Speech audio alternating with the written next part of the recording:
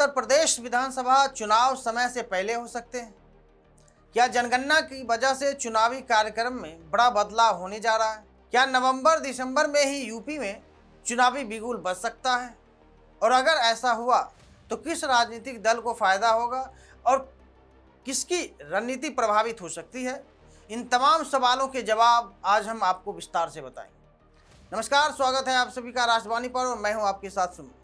साथियों, उत्तर प्रदेश की राजनीति को लेकर इस समय एक बड़ी चर्चा तेजी से चल रही है।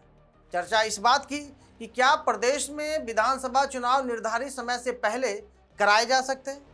हालांकि अभी तक न तो चुनाव आयोग की ओर से कोई आधिकारिक घोषणा हुई है और न ही सरकार की तरफ से कोई औपचारिक संकेत दिए गए हैं, लेकिन प्रशासनिक और राजनीतिक गलियारों में इस संभावना पर गंभीर चर्चाएं शुरू हो चुकी है। इस चर्चा की ओर सबसे बड़ी वजह आगामी जनगणना को माना जा रहा है। जानकारी के अनुसार फरवरी से मार्च के बीच देशव्यापी जनगणना का विशाल अभियान चलाया जाना है।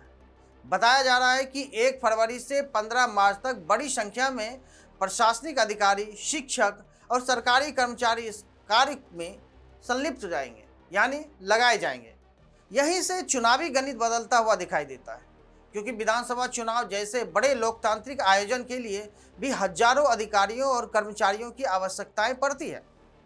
सुरक्षा व्यवस्था से लेकर मतदान केंद्रों के संचालन तक पूरा सरकारी तंत्र चुनावी प्रक्रिया में शामिल होता है। ऐसे में यदि जनगणना और चुनाव दोनों लगभग एक ही समय पर होते हैं तो प्रशासनिक संसाधनों पर भारी दबाव पड़ सकता है।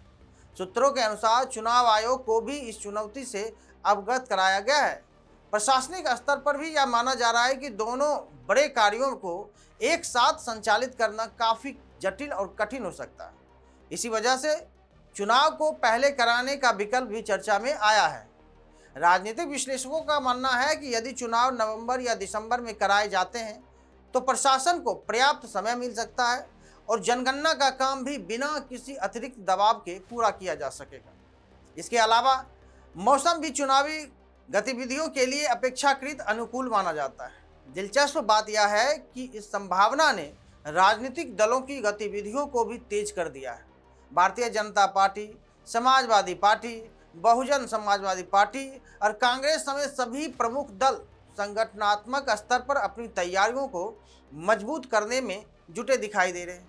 नेताओं के दौरे बढ़ रहे हैं, संगठनात्मक बैठकों का दौर तेजी से हो रहा है और चुनावी रणनीतियों पर भी काम शुरू हो चुका है।